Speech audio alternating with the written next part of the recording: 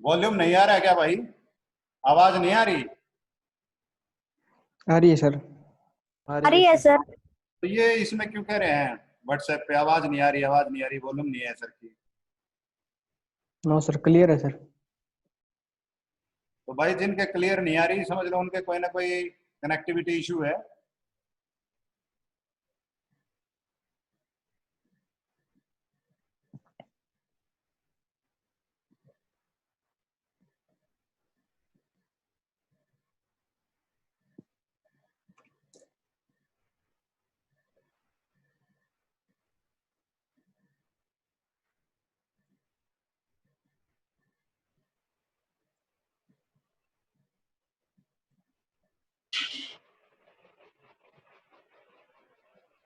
तो हम थे भाई लीगल मेट्रोलॉजी एक्ट क्यों जरूरी है, एसेंशियल कमोडिटी एक्ट, कि जैसे गेहूं है, चावल है, चीनी है, ऐसी बहुत सी चीजें हैं, नमक है। अगर स्टोरिया इनको स्टोर कर रहे हैं, लोगों तक ये चीजें पहुंच ना पाए तो लोग भूख मर जाएंगे। तो एक लिस्ट है हमारी जिसमें सारी एसेंशियल कमोडिटीज को लिखा गया है, और उनको किस लिमिट तक कोई भी आदमी एक टाइम पे स्टोर करके रख सकता है उसकी लिमिट सरकार बताती है। उससे ज्यादा करेगा तो उसके ऊपर कानूनी कार्रवाई होगी। तो ये सारी चीजें जो है वो एसेंशियल कमोडिटीज एक्ट 1955 उसमें उसके अंडर आती हैं। फिर एक्सपोर्ट एक्ट है, quality control and inspection act act 1963 का, कि अगर कोई भी सामान हमें भेजना है बाहर तो इस एक्ट के अकॉर्डिंगली हम भेज सकते हैं। ये सिर्फ फूड फूड के लिए नहीं है, ये सारा जो व्यापार है उसमें जो भी कमोडिटी है, चाहे फूड है, चाहे नॉन फूड है, चाहे मशीनरी है, चाहे गुड्स हैं, वो सारी इसमें आती हैं। फिर जब भी आप इंडस्ट्री लगाते हो तो इंडस्ट्री से आपका साफ सफाई करके पानी निकलता है, बॉयलर चलते हैं तो धुआं निकलता है। दूसरा, कोई अगर ऐश जनरेट हो रही है बॉयलर चलने से, जैसे अपनी राइस मिल है, राइस मिल के अंदर भूसे को जलाते हैं तो उससे धुआं भी निकलता है और राख भी निकलती है। तो पानी, साउंड और वाट जो आपका एयर है, इन सभी की क्वालिटी को मेंटेन करने के लिए, अच्छा रखने के लिए, ताकि जो भी इंडस्ट्री है उससे कोई बुरा प्रभाव हमारे एनवायरनमेंट में ना पड़े, तो उसके लिए दी एनवायरनमेंट प्रोटेक्शन एक्ट है 1986 का, वो हमें मानना पड़ता है फूड इंडस्ट्री में। फिर कंज्यूमर ने जिस चीज के लिए जितना पैसा दिया है उसको उतना सामान मिले, इसके लिए कंज्यूमर प्रोटेक्शन एक्ट है, कि वेट में कोई कमी ना आए, सामान में उसके साथ धोखाधड़ी ना हो, कोई मिलावट ना हो, गलत चीज ना दी जाए। इसी तरह से क्योंकि हमारी एग्रीकल्चर कमोडिटीज है, अधिकतर जो हमारे फूड आइटम हैं वो एग्रीकल्चर प्रोड्यूस से बनते हैं, तो इंसेक्टिसाइड या पेस्टिसाइड, हर्बिसाइड्स, CID ई साइड जिसके पीछे लग रहा है ना, उसका मतलब जहर होता है, मौत होता है साइड से। जैसे डेथ हो जाए तो उसको होमिसाइड बोलते हैं, खुद अगर फांसी लटक ले तो सुइसाइड बोलते हैं। इसी तरह से इंसेक्ट को मारने वाला जो केमिकल है उसको इंसेक्टिसाइड, पेस्ट को मारने वाला जो केमिकल है वो पेस्टिसाइड, हर्ब्स हर्ब्स जो होती हैं, जो छोटे पौधे होते हैं, उनको मारने वाला है तो हर्बिसाइड, फंगस को खत्म करने वाला है तो फंजीसाइड। तो ऐसे इंसेक्टिसाइड एक्ट है 1968 का, इंसेक्टिसाइड की मात्रा मैक्सिमम परमिसिबल लिमिट या मैक्सिमम रेजिड्यू लिमिट MRL बोलते हैं, वो कितनी हो सकती है किस किस कमोडिटी में या किस किस दवाई की, ये सारी इंसेक्टिसाइड एक्ट में होती हैं।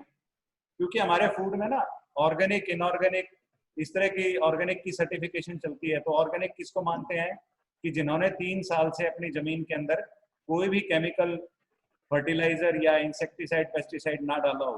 तो इंसेक्टिसाइड्स का प्लस उनकी लिमिट्स का हमें पता होना चाहिए, तभी हम किसी चीज को सर्टिफाई कर सकते हैं कि वो चीज ऑर्गेनिक है या नहीं। ऐसे ही एगमार्क स्टैंडर्ड्स हैं, ये कुछ फूड्स को या कुछ अपनी एग्री कमोडिटीज को दिए जाते हैं जो एगमार्क स्टैंडर्ड्स के ऊपर खरी उतरती हैं। तो एगमार्क स्टैंडर्ड्स भी हैं। इसी तरह से कुछ एक हमारे इंस्टीट्यूट्स हैं जो इस सारे काम को आगे बढ़ाते हैं, फूड के बिजनेस को प्रमोट करते हैं, रेगुलेशंस तैयार करते हैं उनके लिए। तो ऐसा ही एक इंस्टीट्यूट है, bureau of Indian standards, BIS। आपने ISI मार्का का नाम सुना होगा, इंडियन स्टैंडर्ड इंस्टीट्यूट का जो मार्का होता था, पहले इसी इंस्टीट्यूट को, BIS को ही ISI बोलते थे, इंडियन स्टैंडर्ड इंस्टीट्यूट। और आईएस नंबर मिलता था हर एक को। अभी भी वो आईएस नंबर देते हैं। एग्रीकल्चर कमोडिटीज के लिए भी एफएडी डिवीजन है इसकी, फूड एंड एग्रीकल्चर डिवीजन, तो उसको उसके लिए। और कई चीजों में अभी जैसे पैकेज ड्रिंकिंग वाटर है, उसके अंदर मैंडेटरी है आपको बीआईएस सर्टिफिकेशन लेना। बाकी सभी में तो आपका एफएसएसएआई लाइसेंसिंग या रजिस्ट्रेशन में आता है। तो बीआईएस एक एजेंसी है। दूसरा है ministry of food processing industry. नाम से ही पता चल रहा है कि फूड प्रोसेसिंग इंडस्ट्री को बढ़ावा देने वाली ये पूरी मिनिस्ट्री है। तो फूड प्रोसेसिंग इंडस्ट्रीज को लगाने के लिए आपको ग्रांट चाहिए, या कोई जिस तरह फूड पार्क बनाते हैं तो वो इन मिनिस्ट्रीज के काम है। कोई ट्रेनिंग मिलनी है, कोई आपको लोन मिलना है, कोई आपको सब्सिडी मिलनी है food industry, food processing industry लगाने के लिए, तो वो सारा फैसिलिटेट करती है ministry of food processing industry. इसी तरह से एक इंडस्ट्री है ministry of health and family welfare. अब ministry of health and family welfare government of India, ये क्या काम है कि जो अपना एफएसएसएआई है, food safety and standards authority of India है, या food safety and standards act है, ये ministry of health and family welfare के अंडर आता है जो एफएसएसएआई है। तो इस मिनिस्ट्री को आप समझाने के लिए मैं सिंपल तरीके से बताता हूं कि डॉक्टर्स को जो कंट्रोल करने वाली मिनिस्ट्री है वो ये मिनिस्ट्री है, ministry of health and family welfare. डॉक्टरों का जितना भी काम है वो इनके अंडर चलता है। तो इसी के अंडर अपना एफएसएसएआई आता है, food safety and standards authority of India. तो इसके बारे में भी इसके अंदर बताएंगे। और लास्ट में जब हमने लोकल अपने बात कर ली कौन कौन से एक्ट हमारे काम करते हैं, तो इंटरनेशनली अगर अपने को बाहर एक्सपोर्ट करना है अपना फूड, या बाहर से मंगवाना है, तो उसके लिए कुछ स्टैंडर्ड्स हैं, कुछ गाइडलाइंस हैं, और कुछ इंटरनेशनल ऑर्गेनाइजेशन हैं, उनके कानून, उनकी बातें हमें माननी होती हैं। एक ऐसा ऑर्गेनाइजेशन है जिसको बोलते हैं हम आईएसओ।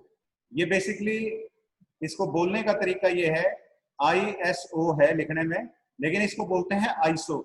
आईसो मीन्स होता है इक्वल, बराबर। तो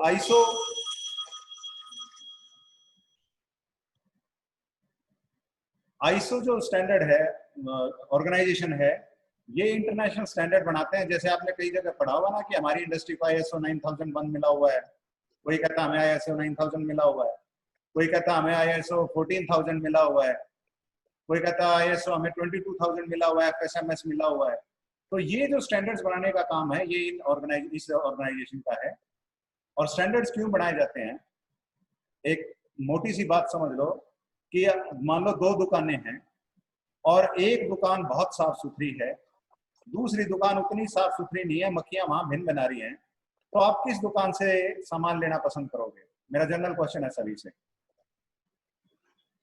बताओ भाई,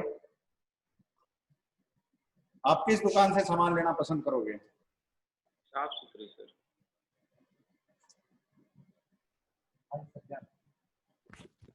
साफ सुथरी से सर। हाँ भाई, साफ सुथरी दुकान।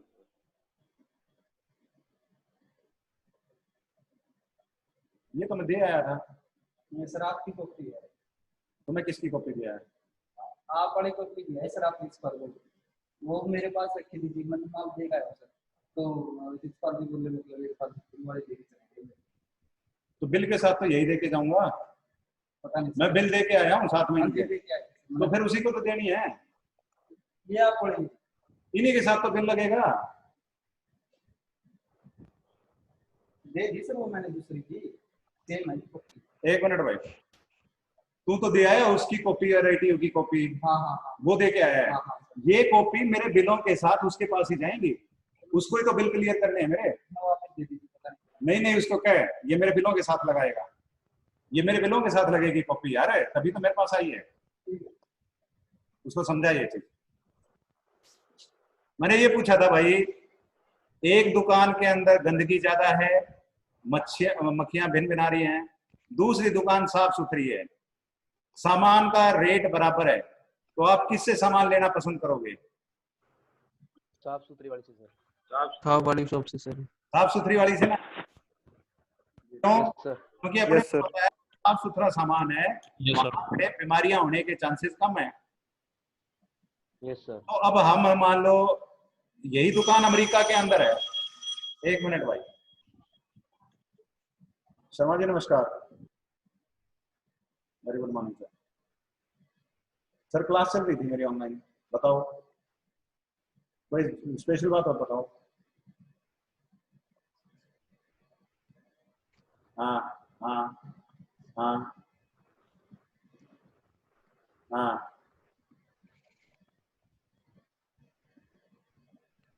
हाँ।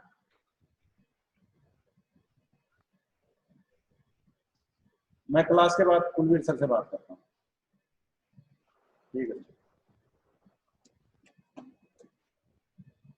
अब अगर मान लो एक्सपोर्ट की बात हम करें, अरे संदीप कहाँ घूम रहा है भाई ये?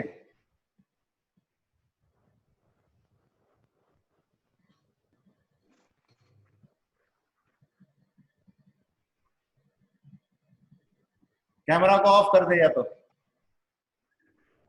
अब ये दो दुकानें मैंने एक एग्जांपल के लिए बताई थी, ये तो हमारे पड़ोस में हो सकती हैं, लेकिन अगर इसी तरह की कहानी, एक सामान हमें अमेरिका से लेना है और दूसरा सामान हमें इंग्लैंड से लेना है, तो हम सामान लेने के लिए खुद थोड़ी जाएंगे, तब हम क्या करेंगे?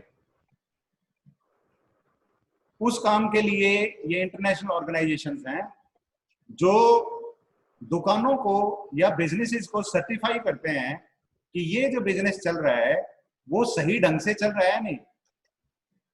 अगर वो बिजनेस सही तरीके से चल रहा है, जो इनके स्टैंडर्ड्स हैं उनके मुताबिक चल रहा है, तो ये उसको एक लाइसेंस दे देते हैं कि हाँ तो अब ISO 9000 के मुताबिक काम कर रहा है, तो ISO 9000 1 साल के लिए या 3 साल के लिए तू लगा के रख सकता है। और बीच बीच में ये इंस्पेक्शन करके भी देखते हैं कि सही चल रहा है या सिर्फ एक ही बार इसने ठीक किया था। तो ऐसे जो इंटरनेशनल ऑर्गेनाइजेशन है, इंटरनेशनली क्योंकि हर एक क्लाइंट नहीं पहुंच सकता, तो उन सभी बिजनेसेस को जो इंटरनेशनली काम करना चाहते हैं, अपने आप को अच्छा दिखाना चाहते हैं, वो इनसे स्टैंडर्डाइजेशन के सर्टिफिकेशन लेते हैं। और वो सर्टिफिकेशन जब अपने बायर को दिखाते हैं तो बायर को ये विश्वास हो जाता है कि सामान हमें बढ़िया मिल रहा है या सर्विस हमें बढ़िया मिलेगी, क्योंकि ये जो ऑर्गेनाइजेशन है ये ISO सर्टिफाइड है। तो इसी तरह से वर्ल्ड ट्रेड ऑर्गेनाइजेशन है, नाम से पता चल रहा है कि पूरे संसार में अगर ट्रेड करना है तो ये ऑर्गेनाइजेशन उसको फैसिलिटेट करता है। अच्छा, जो ये वर्ल्ड ट्रेड ऑर्गेनाइजेशन है, इसके जितने भी मेंबर हैं, कोई एक कंपनी या एक बिजनेस इसका मेंबर नहीं होता, इसका पूरा का पूरा देश इसका मेंबर होता है। उसको सिग्नेटरी कंट्री बोलते हैं, जिसने WTO को साइन कर रखा है। तो WTO को साइन कर रखा है तो कोई भी छोटी मोटी अड़ंगा बीच में अड़ता है कोई स्टैंडर्ड को लेके, या कोई कंट्री ज्यादा, जिस तरह आप कहते हैं ना कि चाइना के प्रोडक्ट हैं उनका बहिष्कार करो या उनके ऊपर ड्यूटी बढ़ा दो, तो ड्यूटी बढ़ाएंगे उससे चाइनीज प्रोडक्ट नहीं आ पाएंगे, चाइना को नुकसान होगा। फिर हो सकता है वो कहते हैं इंडियन प्रोडक्ट पे बढ़ा दो, किसी को कहते हैं अमेरिकन प्रोडक्ट पे बढ़ा दो। तो व्यापार में इस तरह की दिक्कतें ना आए, और कोई अगर कुछ करना भी है तो सभी की सहमति से और ठीक ढंग से किया जाए। उस व्यापार को ढंग से चलाने के लिए ग्लोबली वर्ल्ड ओवर, उसके लिए WTO है। ऐसे ही food and agriculture organisation UNO का ऑर्गेनाइजेशन है, यूनाइटेड नेशन ऑर्गेनाइजेशन का, यूएनओ का एक क्या बोलेंगे इसको, चाइल्ड ऑर्गेनाइजेशन बोलेंगे। कि FAO जो है, फूड एंड एग्रीकल्चर ऑर्गेनाइजेशन, ये पूरे वर्ल्ड में फूड और एग्रीकल्चर से रिलेटेड पॉलिसी बनाता है और सभी लोगों को फैसिलिटेट करता है उनसे रिलेटेड स्टैंडर्ड्स बनाने में, और इस काम को अच्छे से कैसे कर पाए। जैसे आपके पेस्टिसाइड की MRL है, मैक्सिमम रेजिड्यू लिमिट है, उनको एक कंट्री को या सभी कंट्रीज को आपस में कम्युनिकेट करने में, प्रोसेस्ड फूड के बारे में जो रेगुलेशंस हैं उनको कम्युनिकेट करने में और नए कानून बनाने में ये मदद करता है। और इसी तरह के कई इंटरनेशनल ऑर्गेनाइजेशन हैं, उनको हम बोलते हैं इंटरनेशनल रेफरेंस ऑर्गेनाइजेशन। उसका जिक्र आपके इसमें आएगा, आपका जो कोर्स करवाएंगे ये। तो इस तरह की चीजें इसमें आपके समझ में आएंगी, आप समझ सकोगे इस कोर्स को करने के बाद। अब ध्यान क्या रखना है इस कोर्स को बनाते हुए, क्योंकि ये कोर्स हमने ही बनाया था, we were active in making this course. तो हमने एक एक एस्पेक्ट के ऊपर काम किया था कि ये कोर्स अगर हम इंट्रोड्यूस कर रहे हैं डिप्लोमा लेवल पे, क्योंकि बहुत से ऑर्गेनाइजेशन या जो दूसरी इंस्टीट्यूट से लोग आए थे, उन्होंने कहा था कि डिप्लोमा के लिए काफी टफ है, लेकिन हमारा ये मानना था क्योंकि डिप्लोमा के बाद बहुत से बच्चे जस्ट इंडस्ट्री में काम करने के लिए चले जाते हैं, तो डिप्लोमा वाले बच्चों को भी मोटी मोटी जानकारी इन रूल रेगुलेशन की जरूर होनी चाहिए। इसीलिए हमने आपको एक तरह से इनकी समरी समझाने के लिए या इन एक्ट में क्या चीज है वो बताने के लिए ये कोर्स रखा है। इसमें आपको एक्ट को एज इट इज रटने की जरूरत नहीं है, क्योंकि एक्ट तो आपके सामने हमेशा होगा इंडस्ट्री में। लेकिन जिस तरह कहते हैं ना कि ओपन बुक वो पेपर होते हैं कि किताब खोल के आप पेपर दे सकते हो, तो ये एक तरह से इस तरीके का सिस्टम है कि आपके पास लॉज तो सभी हैं, लेकिन आपको पहले ये भी पता होना चाहिए कि कौन सी चीज किस लॉ में मिलेगी। और ये जो जिन बातों का जिक्र हो रहा है फूड बिजनेस के अंदर, ये इससे रिलेटेड गाइडलाइंस हमें कौन सी किताब में या कौन से रूल के अंदर, कौन से एक्ट के अंदर मिलेंगे। तो आपको ये समझना इसी तरीके से है कि आपको सारे का सारा एक्ट समझना है, रटना नहीं है। तो इसका जो पहली लाइन है नोट के बाद, उसका यही मतलब है कि समरी बतानी है हमें एक्ट की, रूल्स की, रेगुलेशंस की, कि वो फूड बिजनेस से रिलेटेड कैसे काम करता है। हमें आपको जो बेयर एक्ट है, जो ये कानून की किताब है, सिर्फ वो पढ़ानी नहीं है, वो आपको समझानी है, रटवानी नहीं है। फिर इसके अंदर जितनी भी एजेंसीज का मैंने नाम लिया, जैसे ministry of food processing industries in India, या ministry of health and family welfare, या आपकी जो भी BIS है या एक्सपोर्ट इंस्पेक्शन काउंसिल है, उनको बताने का हमारा मकसद यही है ताकि आप लोगों को उनका स्ट्रक्चर समझ में आ जाए और वो कैसे काम करती हैं, ताकि कल को आपको उनसे काम पड़े तो आपको पहले से पता हो कि इस मिनिस्ट्री में कैसे काम होता है या इस डिपार्टमेंट में कैसे काम होता है और कौन कौन से काम होते हैं। फिर जितने भी स्टैंडर्ड्स हैं वो आपको रटने नहीं है, आपको सिर्फ ये देखना है कि कौन से स्टैंडर्ड्स कहाँ मिलेंगे, ताकि फ्यूचर में अगर कभी आपको स्टैंडर्ड्स की जरूरत पड़ती है तो आप सीधा एग्जैक्ट उसी जगह पे जाओ, आपसे रिलेटेड जो स्टैंडर्ड है उसको देखो और उसको इम्प्लीमेंट करो। क्योंकि फूड में इतने फूड प्रोडक्ट्स हैं, हर एक के स्टैंडर्ड्स ना तो हम ये मानते कि सभी को याद हो जाएंगे और ना एक्सपेक्ट किया जाता, लेकिन आपको ये जरूर पता हो कि मोटे मोटे स्टैंडर्ड्स क्या हैं जो आपके इसमें इस्तेमाल होंगे बिजनेस में, और वो किस तरीके से आपके फूड प्रोसेसिंग इंडस्ट्री में मदद करेंगे। तो ये 3 नोट हैं, इनको ध्यान रखना हमेशा जब भी ये कोर्स को, तो जब ये कोर्स शुरू करवाएंगे सबसे पहले तो आपको बताएंगे कि फूड लॉज इंडिया में कब से हैं और कैसे पहले थे, कैसे काम करते थे।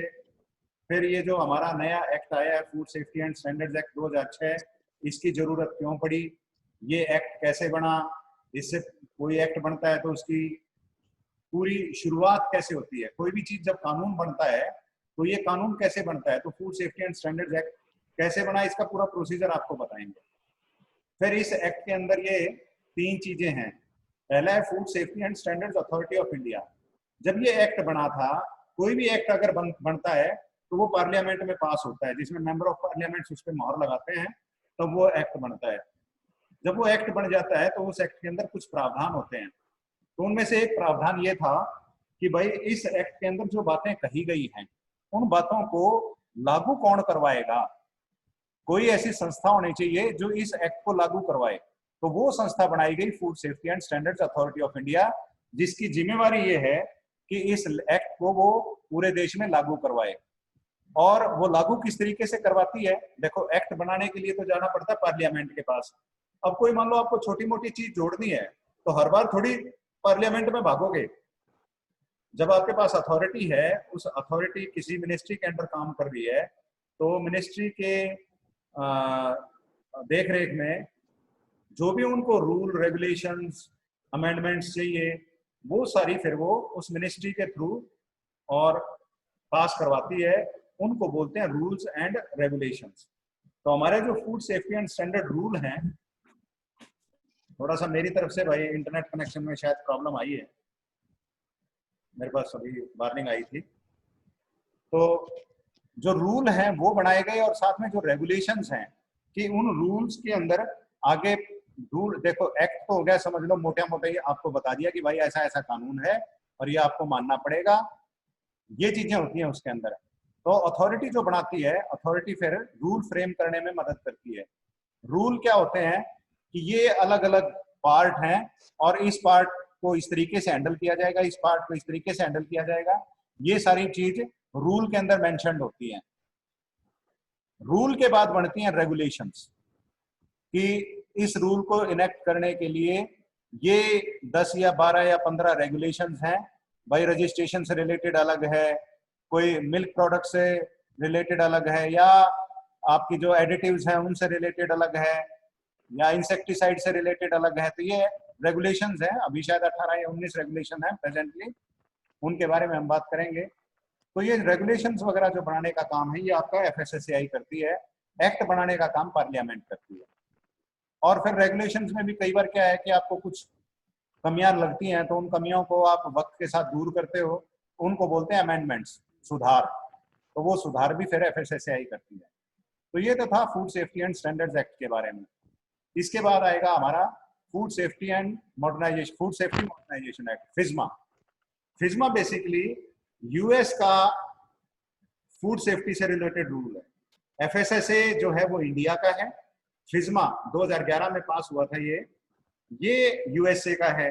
अब ये एक्ट 2 घंटे का मैंने क्यों डाला है इसके अंदर, इसके पीछे रीजन ये है कि इंडिया से बहुत सा सामान यूएस को खाने का सामान जाता है, और अगर वो इंडिया के अंदर बन रहा है तो उसको 2 रेगुलेशन माननी पड़ेंगे अगर यूएस के लिए जा रहा है।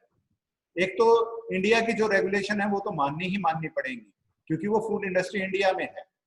अगर वो यूएस के लिए एक्सपोर्ट हो रहा है तो उसको फिस्मा की भी रेगुलेशन माननी पड़ेगी क्योंकि वो यूएस की धरती के ऊपर कंज्यूम होगा, यूएस के कंज्यूमर उसको कंज्यूम करेंगे। तो ये हमेशा ध्यान रखना, एक्सपोर्ट के मामले में आपको दोनों कंट्री के रूल को फॉलो करना होता है। यहाँ इसलिए क्योंकि यहाँ ये सामान बन रहा है, और वहां इसलिए क्योंकि वहां ये सामान कंज्यूम होगा। एक मिनट।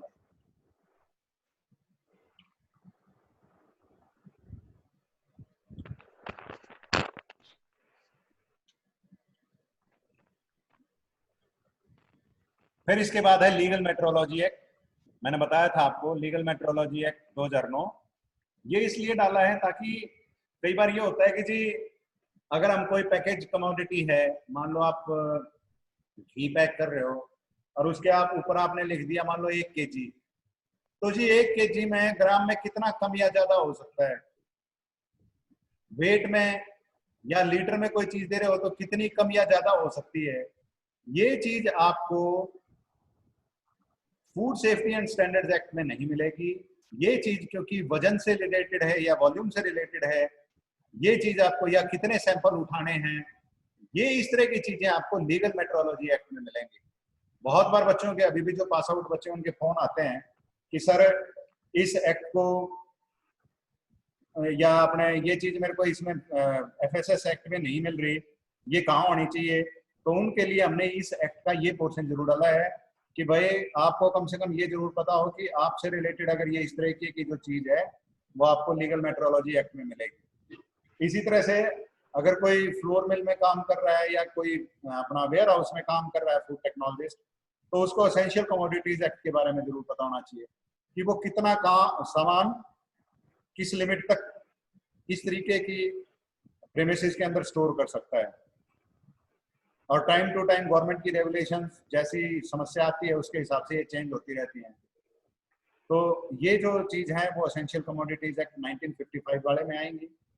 इसके बाद है आपका the export quality control and inspection act of 1963। इस एक्ट के अंदर ये एजेंसी है export inspection council of India, EIC। इसका ऑफिस दिल्ली के अंदर है, और एक्सपोर्ट अगर कोई भी माल होगा तो उसकी परमिशन आपको EIC से लेनी होगी। इसकी अलग अलग जगह पे एजेंसीज हैं या इनके जो हेडक्वार्टर तो दिल्ली में है, जितने भी पोर्ट्स हैं, जो भी बंदरगाह हैं, सभी बंदरगाह पे या एयरपोर्ट्स पे इनके ऑफिसेज हैं। इसको बोलते हैं EIA, एक्सपोर्ट इंस्पेक्शन एजेंसी, जो EIC के अंदर काम करते हैं। तो उन ऑफिसेज के through paper work, inspection, quality control, ये सारा काम ये देखते हैं। जो भी सामान बाहर जाएगा एक्सपोर्ट होगा। ऐसे ही फिर एनवायरमेंट प्रोटेक्शन एक्ट है कि पोल्यूशन को, चाहे वो वाटर पोल्यूशन है, चाहे वो लैंड पोल्यूशन है, चाहे वो नॉइस पोल्यूशन है, चाहे वो एयर पोल्यूशन है, इनकी लिमिट्स के अंदर आपकी इंडस्ट्री काम कर रही है या नहीं, ये सारा काम एनवायरनमेंट वालों का है। तो इस एक्ट के अंदर एक डिपार्टमेंट होता है, यही इसको पोल्यूशन कंट्रोल बोर्ड भी बोल देते हैं, पीसीबी भी बोल देते हैं, या इसको कई जगह ईपीए बोल देते हैं, एनवायरनमेंट प्रोटेक्शन एजेंसी बोल देते हैं। तो इसका यही काम है कि इंडस्ट्री आप चलाओ, माल आप बनाओ, एक्सपोर्ट करो और लोकल भेजो, लेकिन आपकी इंडस्ट्री के कारण एनवायरनमेंट के ऊपर कोई अगर एडवर्स इफेक्ट है तो दिस इज द एजेंसी जो आपको नोटिस दे सकती है और इसके मुताबिक आपको काम करना होगा। ऐसे ही एक एक्ट है कंज्यूमर प्रोटेक्शन एक्ट 1986 का। ये एक्ट यही चीज देखता है कि कंज्यूमर को जो सामान देने का आपने वादा किया है वो वादा आपने पूरा किया है या नहीं, वो इस चीज को देखती है। चाहे वो किसी भी तरीके की कंप्लेंट है या किसी भी तरीके का आप क्लेम करते हैं, तो कंज्यूमर को बरगलाने की अगर प्रथा किसी ने करी है या काम किया है, झूठ बोला है, तो वो सारा कंज्यूमर प्रोटेक्शन एक्ट के अंदर आता है। इसी तरह से इंसेक्टिसाइड्स एक्ट है, इसके अंदर भी कौन कौन से इंसेक्टिसाइड कहाँ कहाँ किस मात्रा में यूज हो सकते हैं और हमारी जो क्रॉप्स हैं उसके अंदर किस लिमिट के अंदर कौन कौन सा इंसेक्टिसाइड हो सकता है, तो वो इसके अंदर देखते हैं इंसेक्टिसाइड एक्ट में। ऐसे ही एक वॉलंटरी स्टैंडर्ड है। वॉलंटरी का मतलब कि लोगों की इच्छा है, वो लेना चाहें तो लें, और स्टैंडर्ड्स को हम अलग से इसीलिए लेते हैं कि औरों से अलग अपना प्रोडक्ट अगर अपने को दिखाना है तो हमें वो करना पड़ता है। तो एग्रीकल्चर मार्केटिंग बोर्ड है, directorate of marketing and inspection, ministry of agriculture and farmer welfare, government of India, इसका ये स्टैंडर्ड है। तो ये स्टैंडर्ड कैसे काम करता है, इस स्टैंडर्ड्स की क्या फायदे हैं, इसके बारे में बात करेंगे। फिर मैंने आपको बताया था ISI के बारे में, इंडियन स्टैंडर्ड इंस्टीट्यूट, जिसका नाम अब है ब्यूरो ऑफ इंडियन स्टैंडर्ड्स। ये क्या काम करता है, कैसे काम करता है, कैसे स्टैंडर्ड्स बनाता है, कौन कौन से स्टैंडर्ड्स हैं इनके, और अभी इनके बहुत से स्टैंडर्ड्स इनकॉर्पोरेट किए हैं FSSAI ने अपने खुद के स्टैंडर्ड्स के तौर पे। ऐसे ही फिर एक अलग एजेंसी है, ministry of food processing industry, government of India की।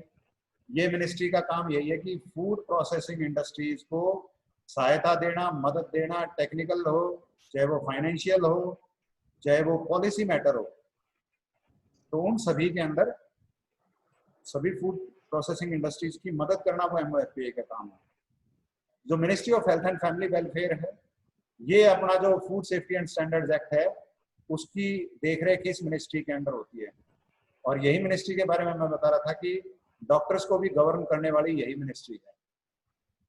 और ये हमारी कंट्री में नहीं है, बहुत सी कंट्रीज में ऐसे ही है कि जो डॉक्टर को या हेल्थ को देखने वाली एजेंसी है या मिनिस्ट्री है, वही फूड प्रोटेक्शन या फूड सेफ्टी से रिलेटेड जो भी आपके एक्ट हैं उनको देखती है। तो यहाँ तक तो थे आपके लोकल स्टैंडर्ड्स। 13 के बाद आपके आते हैं ये इंटरनेशनल स्टैंडर्ड्स, जिसमें ISO 1 है।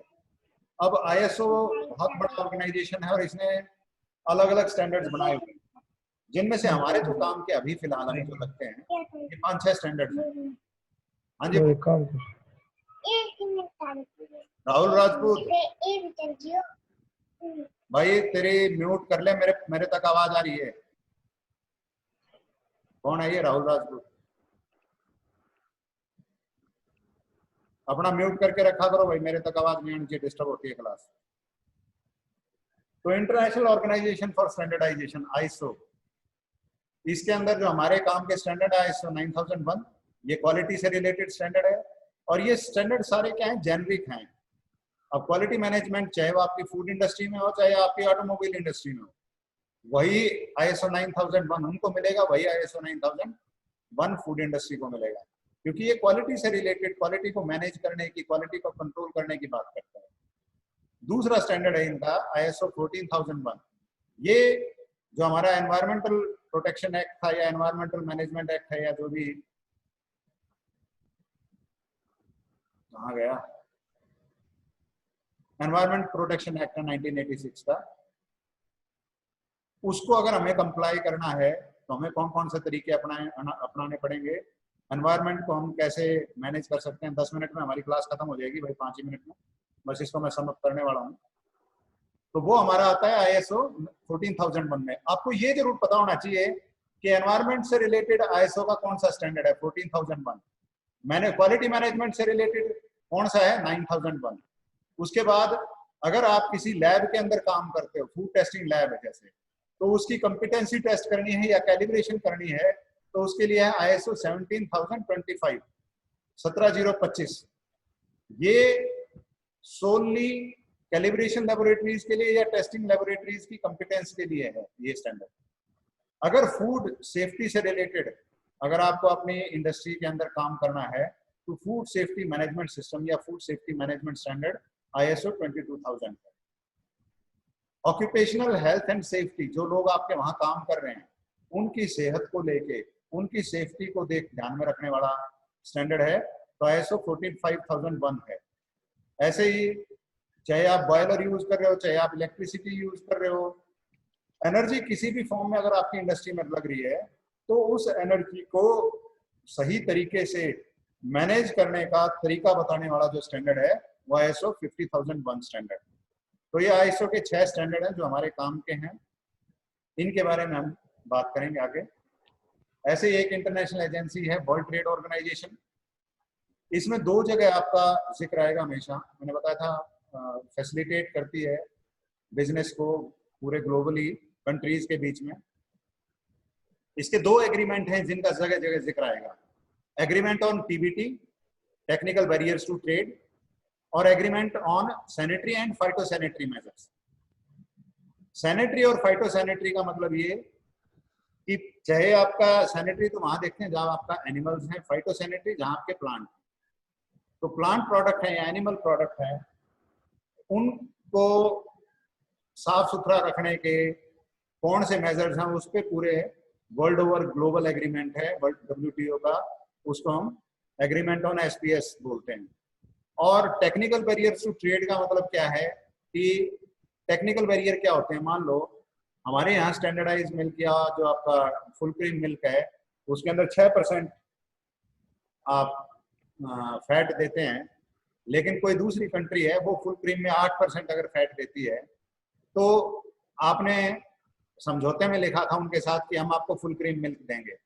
अब इंडिया में तो फुल क्रीम आप 6% फैट वाले को मानते हो, लेकिन उस कंट्री में 8% वाले को मानते हैं, तो वो आपका लॉट रिजेक्ट कर देते हैं। आप ये कहते हैं कि मेरा तो 6% में फुल फैट होता है, तो वो कहते हैं हमारा 8% में फुल फैट होता है, जब तक 8% नहीं होगा हम नहीं लेंगे। तो एग्जाम्पल के लिए मैंने ये बताया आपको, ये एक हाइपोथेटिकल एग्जाम्पल है, एक्चुअल में नहीं होता ऐसा। लेकिन इस तरह का कोई अगर टेक्निकल पेंच अड़ जाए तो उस पेंच को दूर करना वो इस एग्रीमेंट के मुताबिक है कि कोई बीच का रास्ता निकालना पड़ता है उसके लिए। तो ये 2 एग्रीमेंट्स हैं जो इसको WTO देखता है। इसके बाद फूड एंड एग्रीकल्चर ऑर्गेनाइजेशन है, ये क्या काम करता है, कैसे काम करता है, तो इसके बारे में हम बात करेंगे। इसके बाद कुछ इंटरनेशनल ऑर्गेनाइजेशन हैं जिनको हम स्टैंडर्ड्स एंड रेफरेंस ऑर्गेनाइजेशन बोलते हैं, जिसमें OIE है जिसका फुल फॉर्म है ऑफिस इंटरनेशनल डेस्क एपिजोइटिस, ये फ्रेंच नेम है इसको समझने के लिए कि World Organisation for Animal Health, क्योंकि एनिमल के बहुत से प्रोडक्ट और एनिमल इटसेल्फ बीफ के तौर पे, चिकन के तौर पे खाने में इस्तेमाल होता है, तो उसकी हेल्थ से रिलेटेड ये OIE जो है ये वर्ल्ड ऑर्गेनाइजेशन है एनिमल हेल्थ से रिलेटेड। इसके अकॉर्डिंगली हमें काम करना होता है अगर अपने को इस तरीके के प्रोडक्ट कहीं इंपोर्ट एक्सपोर्ट करने हैं। इसी तरह से IPPC है, इंटरनेशनल प्लांट प्रोडक्शन कन्वेंशन। इस कन्वेंशन के मुताबिक जो भी प्लांट प्रोड्यूस हैं कि उसमें कोई फ्लाई या कोई और चीज़ नहीं होनी चाहिए, तो ये सारी चीज़ें इस कन्वेंशन के मुताबिक होती हैं। फिर है आपका कोडेक्स एलिमेंटेरियस कमीशन, ये आपका इंटरनेशनल है बॉडी जिसको FAO और WHO वर्ल्ड हेल्थ ऑर्गेनाइजेशन और फूड एंड एग्रीकल्चर ऑर्गेनाइजेशन मिलकर चलाते हैं, और ये फूड से रिलेटेड ही स्टैंडर्ड्स बनाता है। ये कंपलसरी नहीं होते, लेकिन अधिकतर जो इसके मेंबर कंट्रीज हैं वो इनको मानते हैं। ऐसे एक संस्था है AOAC इंटरनेशनल, अब इस संस्था का नाम AOAC है, पहले इसको बोलते थे एसोसिएशन ऑफ अमेरिकन केमिस्ट या अलाइड केमिस्ट। जितने भी आपके वर्ल्ड ओवर स्टैंडर्ड्स माने जाते हैं टेस्टिंग के, वो अधिकतर स्टैंडर्ड्स AOAC से आए हैं। ऐसे ही टेस्टिंग मटेरियल जो आपके पैकेजिंग मटेरियल है उसके जो स्टैंडर्ड्स होते हैं वो ASTM जो आपका फूड पैकेजिंग के कोर्स में आपने पढ़ा होगा, तो उनको इंटरनेशनली रिकॉग्नाइज संस्था है ये, जिसको ग्लोबली सारे लोग मानते हैं कि अगर आपका पैकेजिंग मटेरियल है तो इसके अकॉर्डिंगली काम होगा। ऐसे ही ब्रिटिश रिटेल कंसोर्शियम है, ये ग्रुप है जो रिटेल के जो बिजनेस हैं, जैसे रिलायंस रिटेल है या जो खाने पीने का रिटेल का जो सामान देते हैं, उसके लिए स्टैंडर्ड्स बनाते हैं, उसको BRC बोलते हैं। इनके बहुत स्ट्रिक्ट स्टैंडर्ड माने जाते हैं। ऐसे ही कुछ फूड सेफ्टी से रिलेटेड इनिशिएटिव्स हैं, कुछ लोगों ने मिलकर, कुछ कंपनीज ने, कुछ देशों ने मिलकर, ऑर्गेनाइजेशंस ने मिलकर GFSI बनाया हुआ है, ग्लोबल फूड सेफ्टी इनिशिएटिव। ये कैसे काम करता है? दूसरा food safety and preventive control alliance है, FSPCA।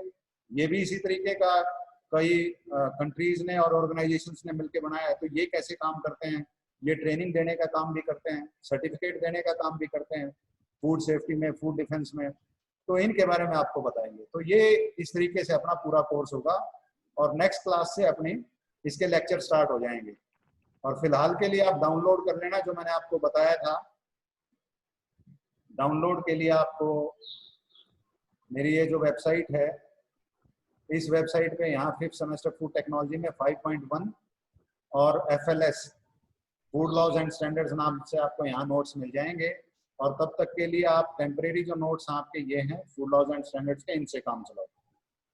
ठीक है? किसी को कुछ पूछना है तो बताओ, नहीं तो will meet in next class. हाँ भाई, class is over from my side. बंद करूं फिर मैं? ओके इसका सर। जो अपलोड करूंगा मैं रिकॉर्डिंग इस क्लास की, उसके लिए मैं लिंक आपके पास भेज दूंगा। मेरा YouTube चैनल है, उसका लिंक भेजूंगा। उसके अंदर आपको जो आपकी FLS food laws and standards की क्लास है, वो अलग से प्लेलिस्ट बना दूंगा, उसमें देख लेना।